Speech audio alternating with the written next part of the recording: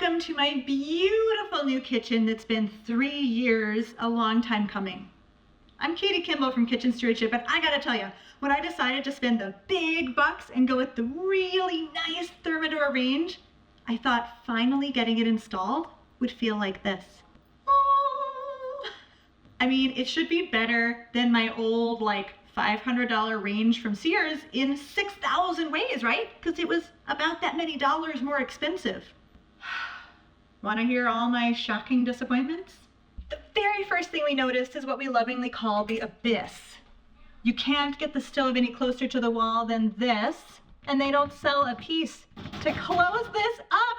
What in the world were they thinking? I'm going to lose whole meals back here. Second thing I noticed was the clock. Like, what time is it?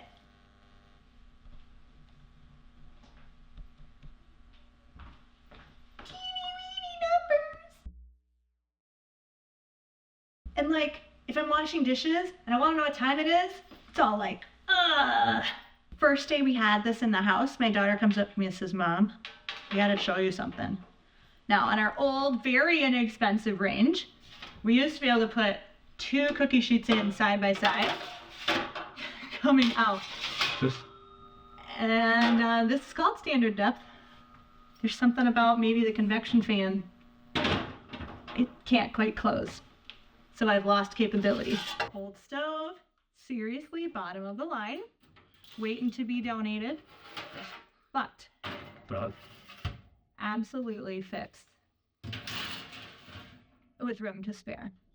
Now, what happened when we tried baking something in this very expensive oven? The first time I was gonna bake something, gluten-free flatbread, in my new oven. I was so excited. I thought it's probably gonna preheat faster and better and more efficient. And then dinner was late because it took a full 25 minutes to finally tell me it had preheated. Not a happy camper. Why does it take so long, you might ask?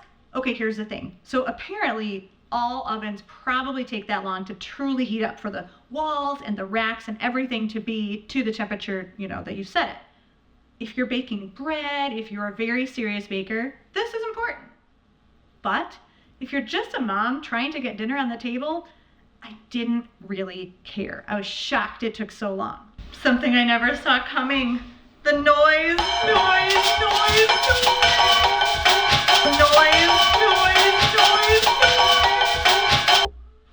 Bake. The low, annoying fan of doom. And luckily for a highly sensitive person like me, this fan stays on 20 to 30 minutes after the oven's off. Okay, so we learned some things by researching message boards and forums and such.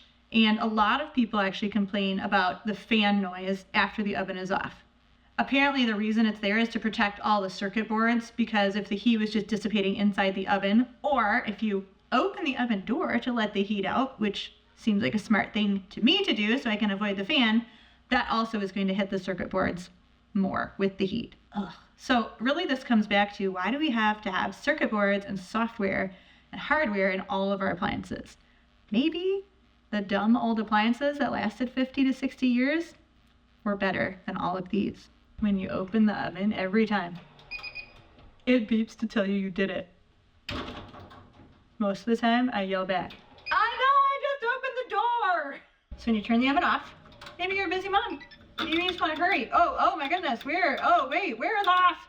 There's no tactile feedback to hit off. You go a little too far, broil. D-U-M-B. To set the timer, just because, I love wasting time. There's these 15-second increments. Isn't this fun? Busy moms have lots of extra time to sit here and hold their finger on a timer button. We heard this little quiet beeping and we all said, is that supposed to tell us we have to do something? Who would hear that if you're in another room? Burnt Food City. I thought, but wait, maybe it bakes beautifully, perfectly evenly. But no.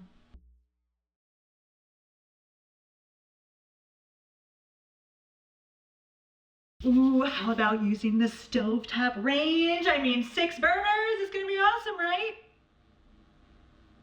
The frustration with all the burners being so big and all the same size is that even on a big pot, but especially a little pot, it's really hard to get it right, and the heat coming around the edges causes a burn line partway up the pot, and then dishes take far longer. Even for stuff like soup, it'll sometimes burn around the top edge. Sometimes I wonder if real families ever tested this or only commercial kitchens, because even with what is a pretty big pot for me, so much heat is being wasted coming around the edge that it's almost unbearable just to hold my hand here. And the handle is gonna get so hot. And shoot, in a family, sometimes, you use a pot that size. It's really hard to get the flame right. So on high, even with my big pot, it still throws so much heat around the edges that it burns stuff right there every time. Really annoying. I love doing extra dishes and spending extra time on dishes.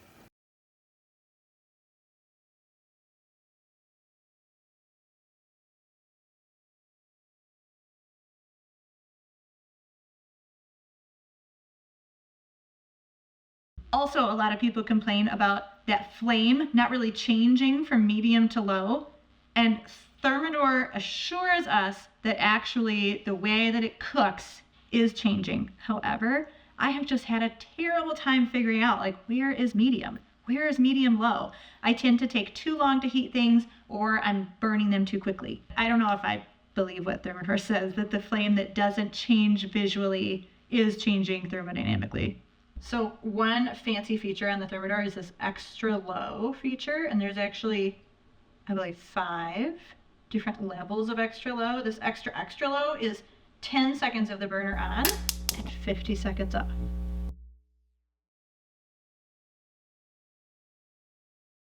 Oh, rolling foil! Boo! The X lows that aren't the extra low are still keeping things like quinoa and rice at a rolling boil. And the regular low boils everything all the time. This is the thing. For a $6,000 investment, I just want it to be more intuitive. I want to be able to use it in a home. But I guess if you buy a professional range, this is what you get. Now when we try to clean up, I found more things to dislike. So obviously these huge grates are intensely heavy. That's obvious when you buy it, you know what you're getting into. But what I didn't notice when we purchased this was the extra crevices. My family drips stuff, and so this extra little crevice all the way around has made it nearly impossible to clean and a lot of extra work. We actually emailed customer service at Thermador to ask, like, can we recalibrate this so that low is low on this burner so they would stop boiling things, because this is where I cook, that's where my cutting board is. They referred us to the owner's manual, which doesn't have that answer. And they said, you can search for the owner's manual online, and didn't even link us. It sounds like they're actually pretty terrible customer service for everyone, which bothers me because as a small business owner, customer service is paramount. I take care of my people, and I wish Thermador took care of theirs. We had a tech come out to try to tweak some of the little things I didn't like. He said it can't be calibrated any lower. And in fact, he said if any of the circuit boards in this thing go, and I guess there are a lot, like every one of these knobs is its own circuit board, and then there's a whole bunch of other ones, which to me means I predict things will break way faster than a $6,400 range should. Yeah, Ray said when he's had to replace any circuit boards, it's so complicated to recalibrate this appliance that even with the tool and the instructions Thermador gave him, he's never once been able to do it right. And that's the biggest lesson here, is before you buy a new appliance, don't start with the salesperson, find a technician and ask them how often they see the appliance you're thinking about and which competing appliances they never have to visit. Ray told us Wolf has no competition. And it would have been more expensive, but I wish I would have asked him before I invested in a Thermador. Bottom line is there are very few nice things I can say about my new baby stove. Here's all I got. It's really, really pretty, It's really, really pretty. It's really, really pretty. So remember back to that noise, noise, noise. I'm a bit sensitive when it comes to noises, and especially the first couple times that X Low feature popped back on with all of its noise, I literally jumped. We used it the other day, we tested it. So all through dinner we had rice on the extra low, the 10 seconds on, 50 seconds off. And amazingly, it worked great. It did not burn the rice, so I can't say good enough things about it except for the fact that every 1 minute while I was eating my dinner, I went, well, the bottom line is obviously Kitchen Stewardship does not heartily recommend the Thermador range. Why don't I even bother making this video? Mostly because I'm mad, and I feel a lot better about this now.